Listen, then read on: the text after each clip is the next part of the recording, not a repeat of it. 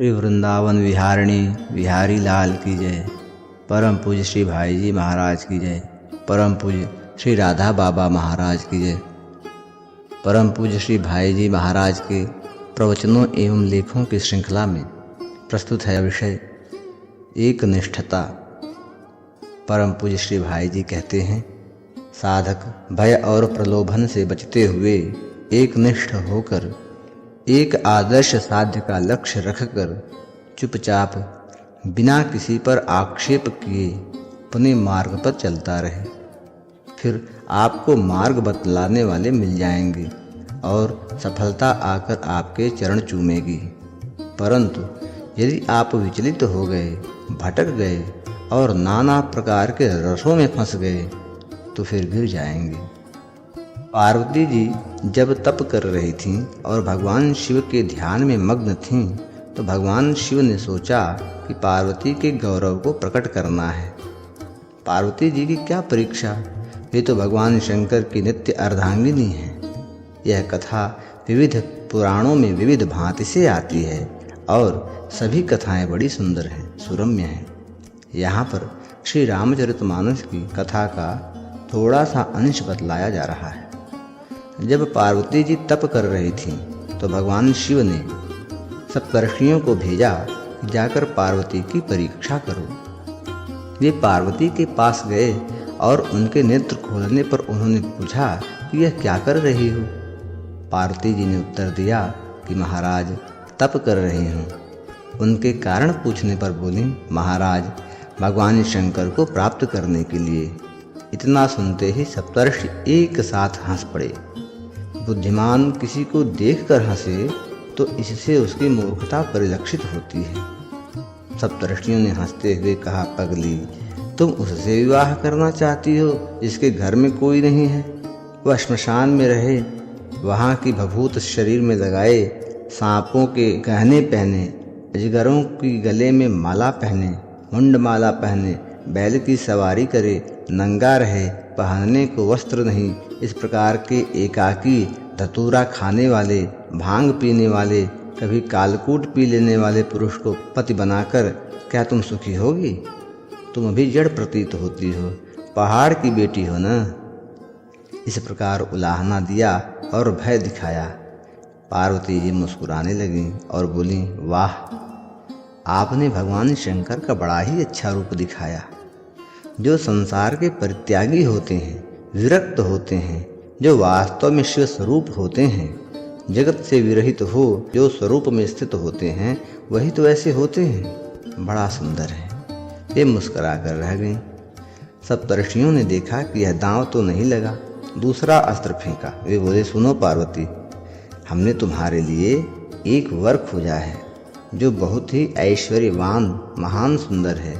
वे सौंदर्य, माधुर्य, ऐश्वर्य निधि, सर्व सद्गुण संपन्न, अनंत गुण ऐश्वर्य के समुद्र वैकुंठनाथ भगवान विष्णु हैं। तब पार्वती जी ने कहा कि महाराज, विवाह कराने का आप लोगों को शौक हो तो संसार में वर कन्या बहुत पड़े हुए हैं, आप जाकर शादी कराओ, यही काम करो। महाराज मैं क्या कहूँ आपसे, मेरे लिए तो महादेव अवगुण भवन, विष्णु सकल गुण धाम, जेहि कर मन रम जाहि सन, तेहि सन काम। श्री रामचरितमानस बालकांड दोहा संख्या 80। माना कि महादेव जी अवगुणों के भवन हैं और विष्णु समस्त सद्गुणों के धाम हैं, परंतु महाराज जिसका मन जिसमें रम गया उसको तो उसी से काम है। जन्म कोटि लगी रगर हमारी, बरों संभ न तरहूं कुंवारी। मेरा तो करोड़ों जन्मों तक यही हठ रहेगा कि या तो शिवजी को वरूंगी, नहीं तो कुंवारी ही रहूंगी। सप्तर्षियों ने उनका अविचल विश्वास देख लिया, तब बोले, हे बेटी घबराना नहीं, शिवजी आएंगे, तुम तो शिवजी की नित्य अर्धांगिनी हो।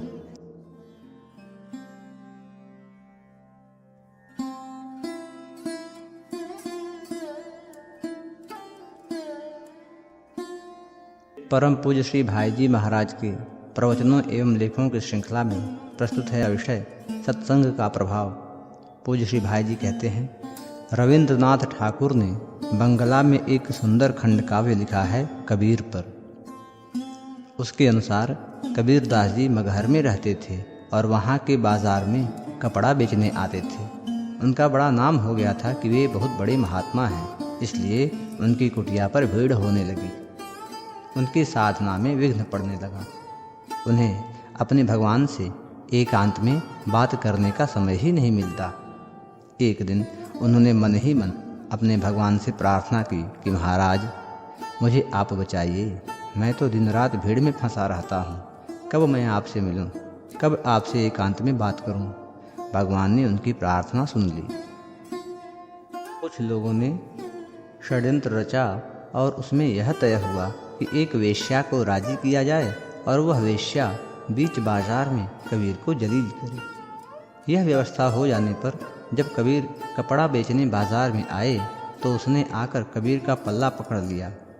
जिन लोगों ने साजिश रची थी वे पहले से ही खड़े थे।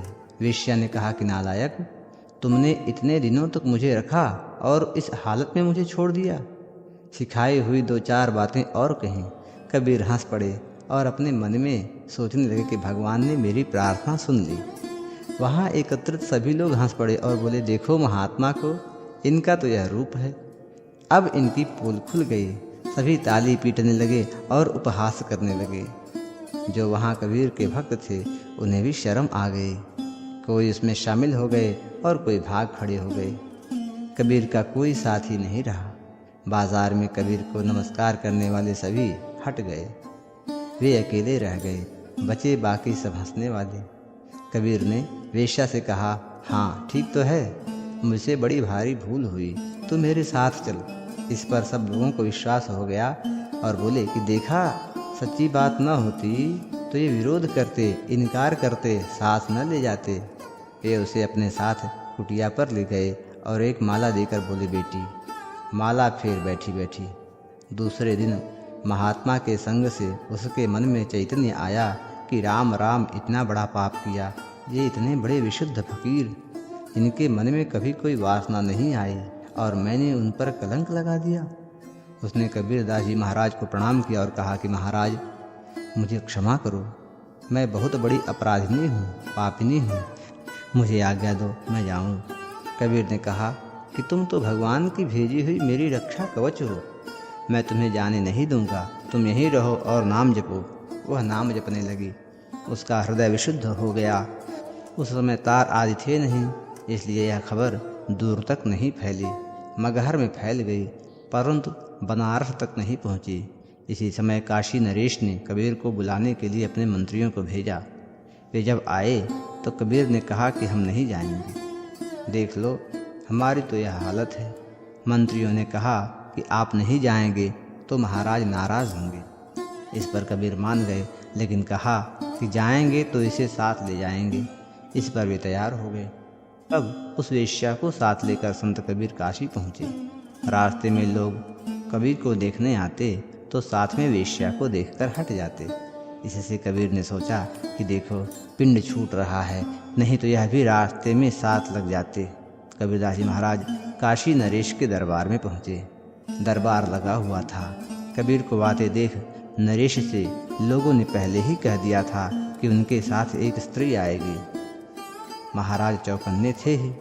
उनके साथ एक नवयुवती सुंदर तरुणी को देखकर राजा ने इशारे से कहा, इन्हें दरबार से निकाल दो। कबीर बाहर आकर राजमार्ग पर आ गए। वेश्या के मन में बड़ा पश्चाताप हुआ। उसने सोचा कि राजमान्य कबीर, जिनके चरणों में राजाओं के मुकुट पड़ते थे, उन कबीर को इस प्रकार अपमानित कराकर मैंने निकलवाया है, मेरे जीवन को धिक्कार है। वह उनके चरणों में पड़ गई और कहा, महाराज मुझे क्षमा करो, मैं नहीं रहूँगी। उन्होंने कहा, तू अगर नहीं रहती तो मेरी रक्षा क्या यहाँ होती? तूने मुझे बचाया है माँ, तू मेरी माँ है, तू मेरी रक्षा करने वाली देवी है, तू मेरे लिए भगवान का भेजा हुआ उपहार है। ऐसा आदर्श हो। इस प्रकार से साधक को करना नहीं है। ऐसा करने पर कमज़ोर लोग गिर सकते हैं। यह कबीर के स्तर की बात है, इसकी नकल हम नहीं कर सकते हैं।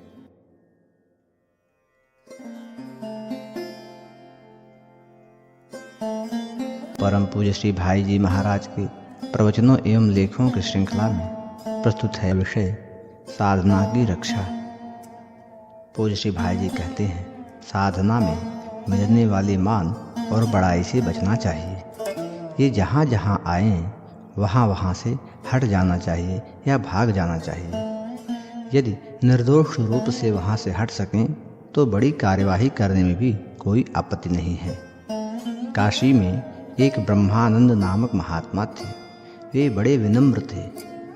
उनके पास बहुत लोग जाते और यदि वे बेचारे साधना करने बैठे हों तो लोग उन्हें छेड़ते थे। कोई कुछ करता, कोई कुछ करता, पर वे बोलते नहीं बोलते थे तो लोगों की उद्दंडता और बढ़ गई। एक दिन उनके एक गुरु भाई आए और उन्होंने यह सब देखा। वे उनसे बोले, तू मूर्ख है, आने वालों पर गुस्सा खूब जोर से कर। उन्होंने कहा कि मुझे गुस्सा होना आता ही नहीं है। तब गुरु भाई ने कहा कि ठीक है, मैं बैठता हूँ, और वे पास में बैठ गए। गुरु भाई ने जहाँ 2-4 को डांटा तो लोगों ने कहा कि वहाँ न जाओ, वहाँ तो एक बड़ा क्रोधी साधु आ गया है। लोगों का वहाँ पर आना बंद हो गया। यद्यपि क्रोध नहीं करना चाहिए, मैं क्रोध का समर्थन नहीं करता हूँ, परंतु यदि क्रोध बाढ़ के रूप में हो तो अनुचित नहीं है। बगीचे की रक्षा करने के लिए यदि कांटों की बाड़ लगाई जाए तो उसमें आपत्ति नहीं है। कांटे बिछाए जाएं तब तो सारी आपत्ति है, परंतु बगीचे के सुंदर फलों और पुष्पों की रक्षा के लिए अगर कांटे की बाड़ लगाना आवश्यक है तो यह बाड़ अधर्म नहीं है, बुरी चीज़ नहीं है। इसलिए कहा है, जितने दुर्गुण हैं इन सबको भी यदि अपनी रक्षा के रूप में रख ले तो आपत्ति नहीं है, बच जाओगे। साधक उसे अपने साधन की रक्षा हेतु प्रयोग करे।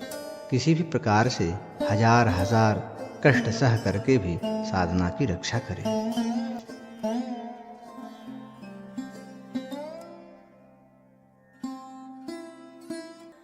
परम पूज्य श्री भाई जी महाराज के प्रवचनों एवं लेखों की श्रृंखला में प्रस्तुत है विषय युक्तिवाद से दोषों को उचित न माने।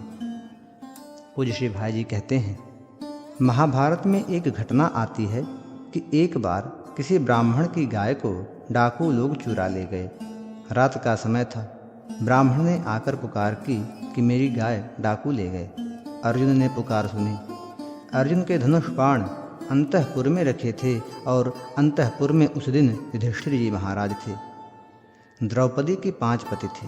भगवान व्यास ने यह नियम बना दिया था कि जो भाई अंतःपुर में रहे उसके अतिरिक्त दूसरा भाई उन दिनों अंतःपुर में न जाए। अगर चला जाए तो उसको 12 वर्ष का देश निकाला हो। धनुष बाण थे अंतःपुर में, तो अर्जुन ने सोचा कि अब सामने 2 बातें हैं।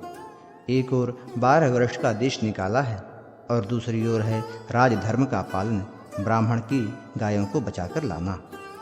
उन्होंने देश निकाला स्वीकार किया, नीची नजर किए अंतःपुर में गए। वहाँ से धनुष बाण लिया और गायों को छुड़ाकर ले आए। ब्राह्मण के गायों की रक्षा हो गई। युधिष्ठिर को यह घटना मालूम नहीं थी क्योंकि वे सो रहे थे।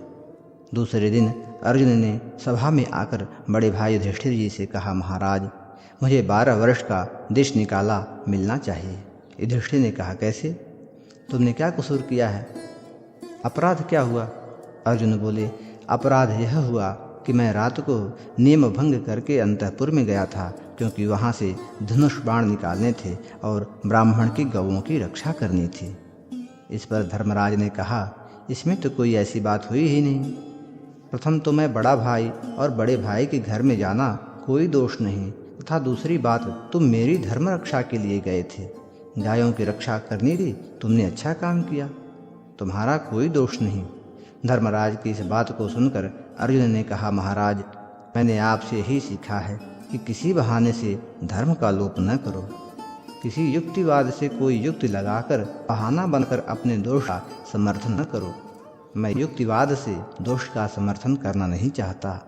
इस घटना का तात्पर्य यही है कि जो धर्म संगत बात हो वह जीवन में उतर जाए। जब तक जीवन में साधना नहीं उतरती, जब तक जीवन में उपदेश की बातें नहीं उतरती, तब तक उपदेशक का उपदेश व्यर्थ होता है। परम पूज्य श्री भाई जी महाराज के प्रवचनों एवं लेखों की श्रृंखला में प्रस्तुत है विषय साधन में संग। परम पूज्य श्री भाई जी कहते हैं, परमार्थ साधना के क्षेत्र में अधिकारी भेद की बड़ी आवश्यकता है। नाम संकीर्तन सबके अधिकार की चीज़ है, परंतु उसमें जहाँ परम प्रेम का उद्भव होता है वहाँ अधिकार आ जाता है। एक आसन हो, एक स्थान हो, एक मंत्र, एक गुरु, एक इष्ट और एक समय हो, तो वहाँ साधना का एक इस प्रकार का वातावरण बन जाता है कि वहाँ जाते ही वह बात अपने आप शुरू हो जाती है।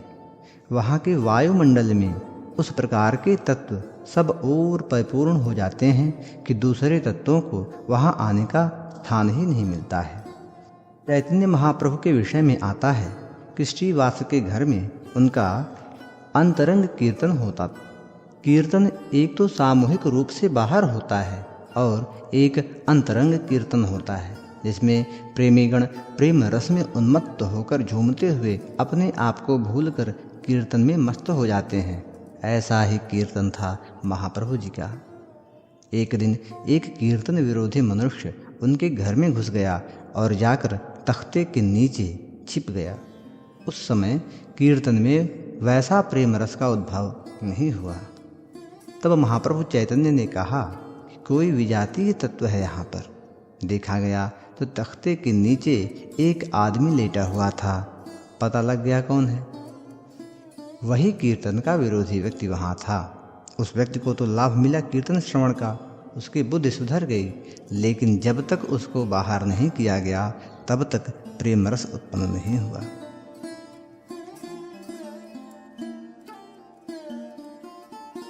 परम पूज्य श्री भाई जी महाराज के प्रवचनों एवं लेखों की श्रृंखला में प्रस्तुत है विषय ज्ञानी का अवरोध।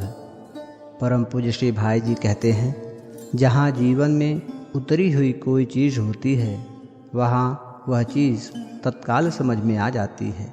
इसके विपरीत जब हम केवल कहते हैं और वह बात जीवन में उतरी नहीं है तो मैं सत्य कहता हूँ कि इससे कोई लाभ नहीं होता है। एक बार श्री व्यास जी महाराज ने श्री सुखदेव जी महाराज को उपदेश दिया, किंतु उनकी समझ में वह बात नहीं आई। तो पिताजी ने कहा कि तुम महाराज जनक के पास जाओ, वे उपदेश देंगे। श्री सुखदेव जी महाराज जनक जी के द्वार पर पहुँचे। जनक जी जान गए थे कि सुखदेव जी महाराज आ रहे हैं।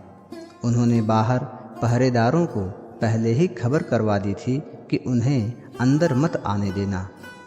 श्री सुखदेव मुनि द्वार पर आ गए और अंदर जाने लगे तो पहरेदारों ने कहा कि महाराज रुकिए, अंदर जाने की आज्ञा नहीं है।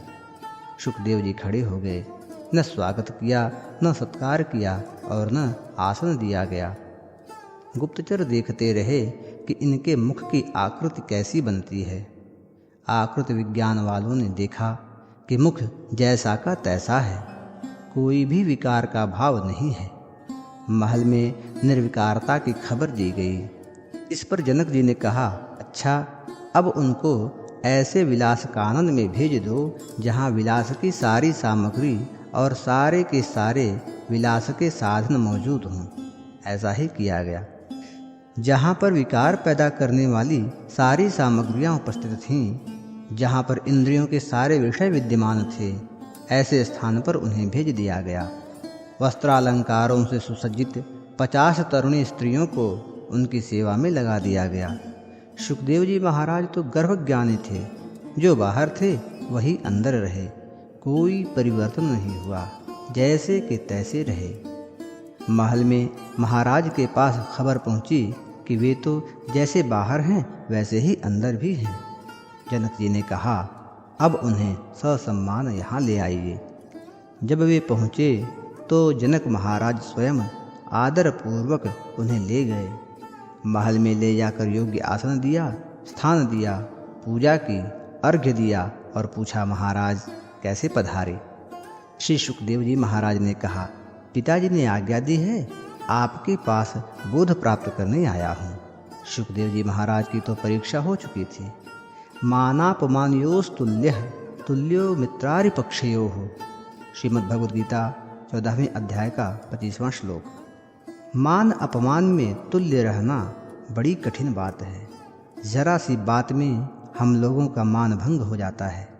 आज प्रेम से भी, अनजान में भी कहीं कोई अगर जरा सी अपने मन की कल्पना में रोक्षता हो जाए तो हमें लगता है कि हमारा अपमान कर दिया गया। गुरुजी ने अपमान कर दिया, हमारे भाई ने अपमान कर दिया, पिता ने, पति ने अपमान कर दिया। न मालूम क्या क्या अपमान की कल्पना करके मन में मनुष्य दुखी होता है।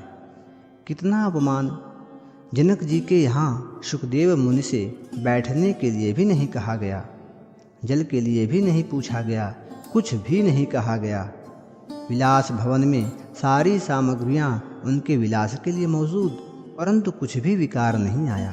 परीक्षा हो गई कि ये केवल मौखिक वेदांती नहीं है, ये केवल मौखिक ज्ञानी नहीं है। ज्ञान इनके जीवन में उतर आया है।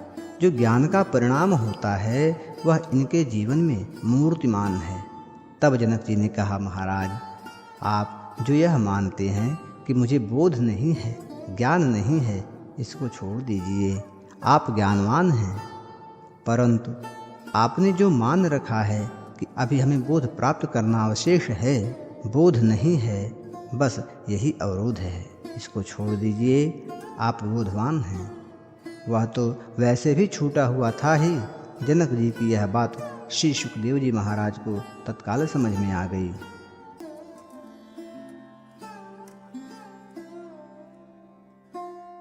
परम पूज्य श्री भाई जी महाराज के प्रवचनों एवं लेखों की श्रृंखला में प्रस्तुत है विषय सत्यमय जीवन। पूज्य श्री भाई जी महाराज कहते हैं, साधन की बातें जब जीवन में उतरें तब जीवन की सच्चाई है, और जीवन में उतरी हुई चीज़ उसी प्रकार का जीवन बना देती है। साधन जीवन का स्वरूप बन जाता है। युधिष्ठिर और दुर्योधन के बर्ताव की बात है, महाभारत की नहीं, अन्यत्र की है। युद्ध समाप्त हो गया, अब केवल दुर्योधन का वध शेष है। दुर्योधन के मरे बिना पांडवों की विजय कैसे होती? दुर्योधन का वध करने के लिए भीमसेन कृत संकल्प हैं और दुर्योधन बचना चाहते हैं। दुर्योधन माँ के पास गया। गांधारी मैया में तो पातिव्रत्य का परम प्रताप था। एक बार क्रोध की आंखों से उन्होंने देख लिया तो युधिष्ठिर के नख जल गए। इसी प्रकार उनका प्रबल तेज था। माँ ने तो पहले से ही आशीर्वाद देना बंद कर दिया था। जिस दिन द्रौपदी की साड़ी उतरी उस दिन माँ गांधारी ने कह दिया कि अब आशीर्वाद नहीं देना है, कौरवों का विनाश होगा।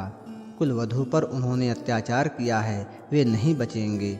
माँ गांधारी के पास दुर्योधन पहुंचा और बोला, माँ, मैं बचना चाहता हूँ। गांधारी के पास चीज़ थी, पर अपने मुंह से गांधारी कैसे कहे? गांधारी ने कहा, बेटा, बचना चाहते हो तो युधिष्ठिर के पास जाओ, उनसे पूछो। यह समझ में आने लायक बात नहीं है। जिनसे साक्षात युद्ध है, युधिष्ठिर की विजय दुर्योधन के वध पर है। सारा युद्ध समाप्त हो चुका है, अब दुर्योधन अपना वध न होने का उपाय पूछने जाए युधिष्ठिर के पास। यह बात किसी भी राजनीतिज्ञ के समझ में नहीं आ सकती। मूलतः यह तो राजनीति की चीज़ नहीं, राजनीति के संसार से बिल्कुल अलग चीज़ है। ऐसा भी कहीं हो सकता है क्या? कल्पनातीत बात है। दुर्योधन ने माँ की बात मान ली। निर्भय हो दुर्योधन युधिष्ठिर के पास पहुँचा। युधिष्ठिर ने स्वागत किया। आओ भाई, आओ, बैठो। बड़े प्रेम से बैठाया। कहा, बोलो भैया, मेरे लायक कुछ काम बताओ।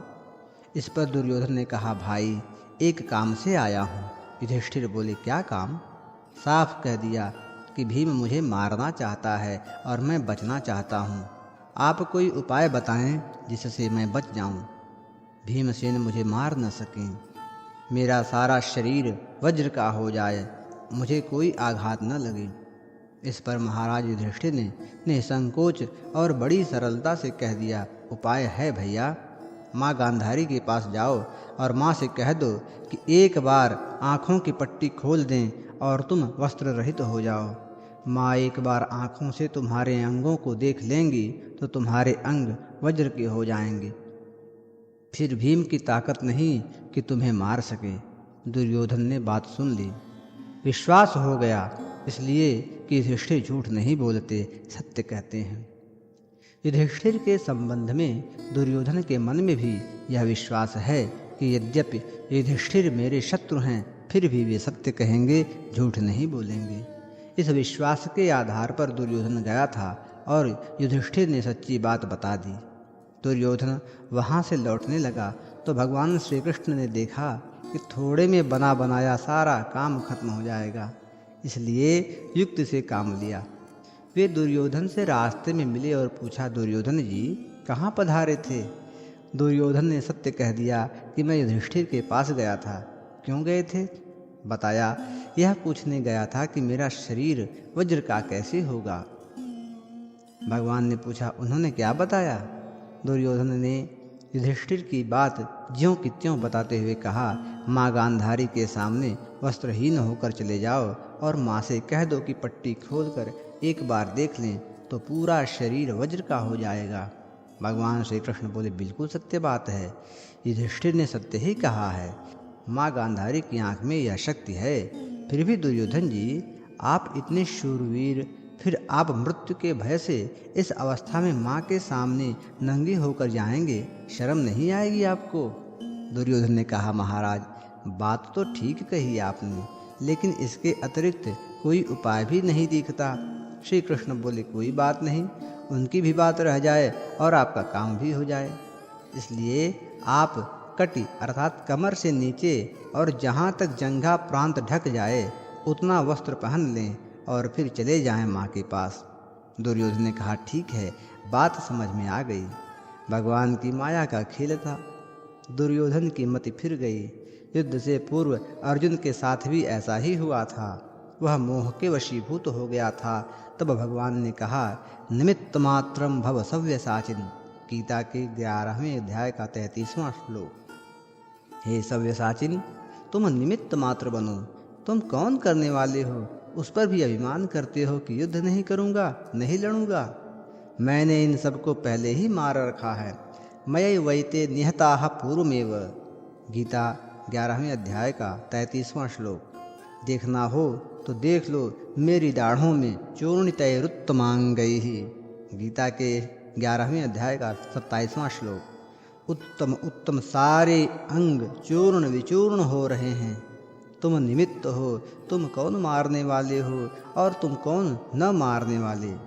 युधिष्ठिर चाहे कह दें, चाहे गांधारी देख लें, पर श्री कृष्ण जो चाहते हैं वही होगा। दूसरा कैसे होगा? दुर्योधन की बुद्धि पलट गई। जांघियाँ पहन कर गया माँ के सामने। माँ से कहा कि पट्टी खोलो। उस समय दुर्योधन उस बात को भूल गया कि भीम ने प्रतिज्ञा की थी कि तुम्हारी जांघ को तोड़ूंगा। इसलिए युद्ध का वह नियम कटी से नीचे गदा न मारने का यहाँ नहीं लागू हो सकता। भीम की प्रतिज्ञा थी पर भूल गया, भगवान की माया से भूल गया। माँ के सामने गया जांघ को ढक कर। माँ ने आँख खोली और कहा, बेटा रास्ते में तुम्हें कृष्ण तो नहीं मिले थे? बोला, हाँ मैया, वही मिले थे। मैया बोली कि उनकी इच्छा सफल हो, बेटा तुम नहीं बच सकते। बाद में गदा युद्ध हुआ। भीम ने जांघ पर गदा मारी, जांघ टूट गई। बलदेव जी आ गए। बलदेव जी उसके गुरु थे, दुर्योधन को गदा सिखलाने वाले पहलवान थे। बलदेव जी ने कहा, भीम ने क्या अनर्थ किया, सारा का सारा नियम तोड़ दिया, कट के नीचे गदा मारी। इस पर भगवान श्री कृष्ण बोले, दाऊ जी जरा बात तो सुनो। भगवान की यह बात सुनकर दाऊ जी हंस पड़े। दाऊ जी को श्री कृष्ण ने पकड़ लिया और कहा, दाऊ जी सुनो, भीम ने प्रतिज्ञा की थी इसलिए कि भरी सभा में दुर्योधन ने द्रौपदी से कहा था, मेरी खुली जांघ पर नंगी होकर बैठ जाओ। उस समय से भीम के हृदय में आग लगी थी। उस समय आप होते तो क्या करते? भीम ने प्रण किया था इसकी जांघ को तोड़ूंगा, इसलिए तोड़ दी। इससे क्या पाप हुआ? दाऊ जी बोले, भैया तुम जानो, तुम्हारा काम जाने, हम तो चलते हैं। दाऊ जी चलते बने। इस दृष्टांत के कहने का मेरा तात्पर्य सत्य से और जीवन में सत्य के मूर्तिमान रहने की विशेषता से था। युधिष्ठिर के सत्य पर शत्रु को भी विश्वास है कि वे झूठ नहीं बोलते। परम पूज्य श्री भाई जी महाराज की प्रवचनों एवं लेखों की श्रृंखला में प्रस्तुत है विषय प्रेमिका प्रेम। पूज्य श्री भाई जी कहते हैं, प्रेम राज्य में संकोच नहीं होता है। संकोच वहाँ होता है जहाँ हम कुछ चाहते हैं। प्रेमी कुछ नहीं चाहता और उसके पास चाहने योग्य मन भी नहीं रहता है।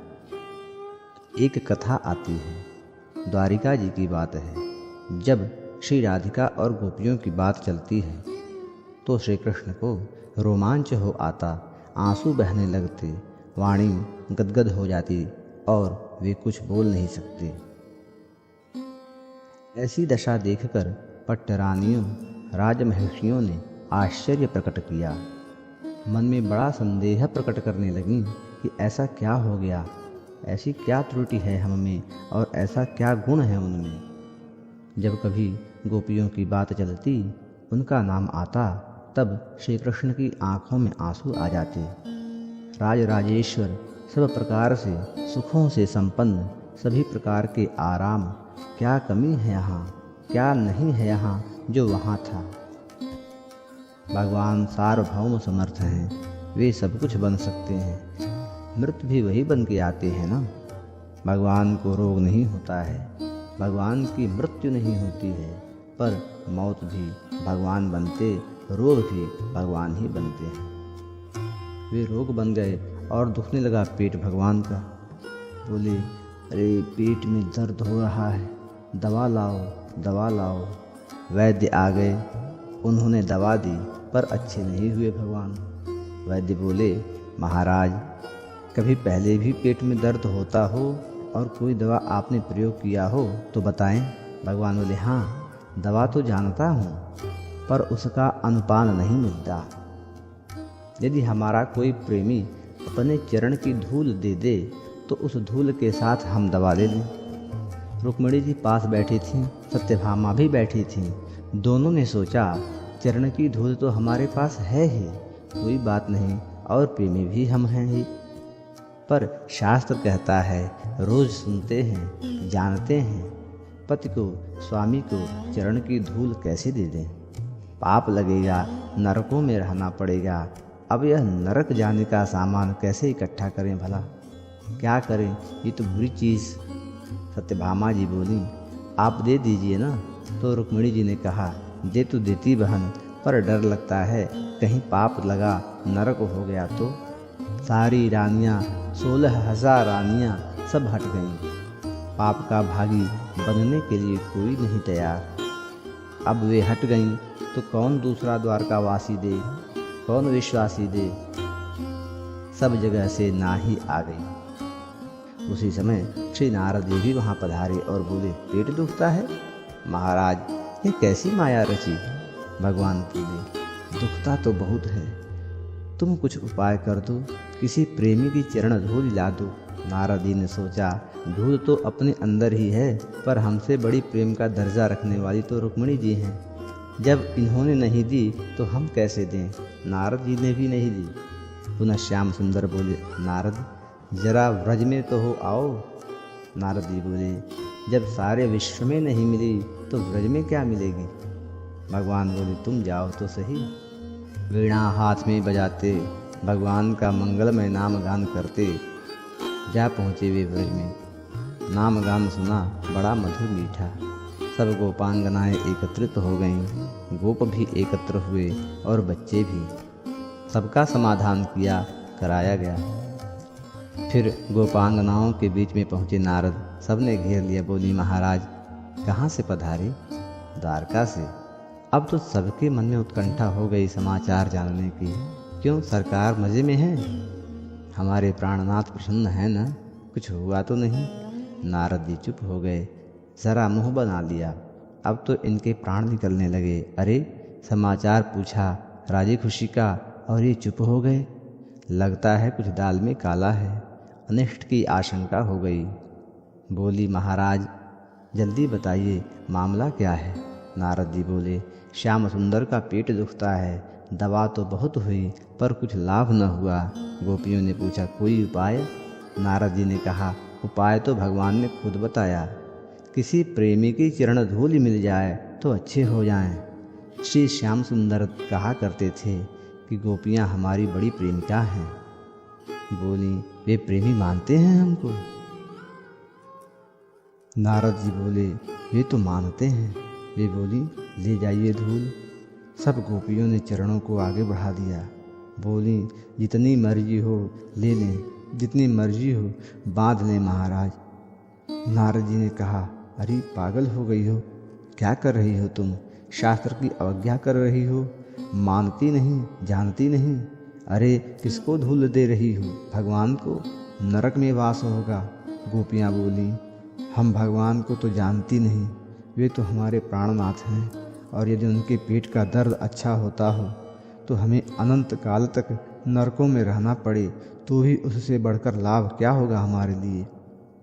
अनंत काल तक हम नरकों में रहेंगे, कभी शिकायत नहीं करेंगे कि आपने हमको नरकों में भिजवा दिया। आप धूल तो ले जाइए और जल्दी जाइए, जिससे उनके पेट का दर्द शीघ्र अच्छा हो जाए। नारद जी चकित हो गए, मन ही मन सोचने लगे, हम तो झूठे ही प्रेमी बन रहे थे अब तक। बहुत बढ़िया उद्धव ने मांगा था लता गुल्म तर होकर चरणों की धूल, हमें तो प्रत्यक्ष मिल गई।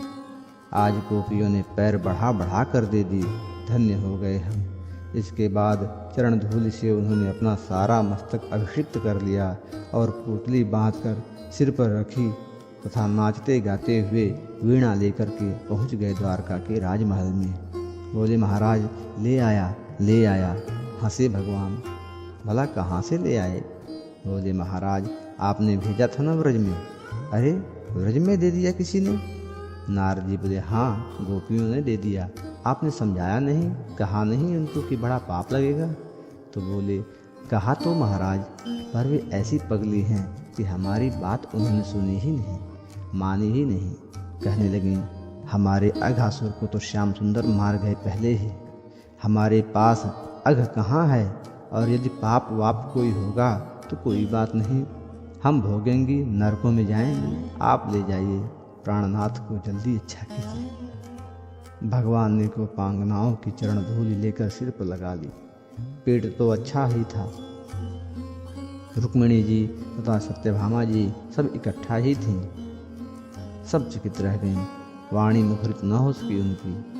श्री कृष्ण ने मान रखा उनका और बोले, रुक्मिणी जी अब पेट अच्छा हो गया, चिंता मत करो। ये गोपियाँ तो पागल हैं, पर कभी कभी ये पगले भी काम दे देती हैं। देखा ना, अवगत करा दिया कि गोपियों के नाम से हमारे आंसू क्यों आते हैं।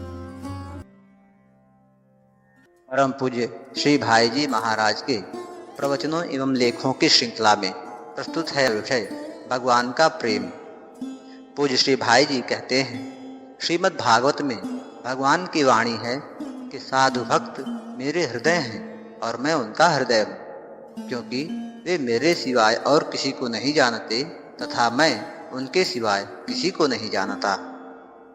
महाभारत युद्ध में हिडिंबा राक्षसी से उत्पन्न भीमसेन के पुत्र घटोत्कच ने रात्र के समय इतना भयानक युद्ध किया कि सारा कौरव दल एकदम विचलित हो गया। कर्ण के पास इंद्र की दी हुई शक्ति थी जो अर्जुन को मारने के लिए पर्याप्त थी। वह केवल एक ही बार काम में आ सकती थी। कर्ण ने वह शक्ति अर्जुन को मारने के लिए रख छोड़ी थी, पर उस रात्रि को घटोत्कच ने इतना भयानक युद्ध किया कि सारे कौरव वीर बिल्कुल घबरा गए। दुर्योधन ने घबरा कर कर्ण से कहा कि उस शक्ति को छोड़कर जल्दी से तुम इस घटोत्कच को मार दो। कर्ण ने कहा, भैया शक्ति से घटोत्कच को मार दूंगा तो अर्जुन को कैसे मारूंगा? दुर्योधन बोला कि यह घटोत्कच आज ही रात में हम सबको मार डालेगा तो शक्ति फिर क्या काम आएगी? यह इतना भयंकर युद्ध कर रहा है कि तुम और हम बचेंगे नहीं। तब हारकर कर्ण ने घटोत्कच पर शक्ति छोड़ दी।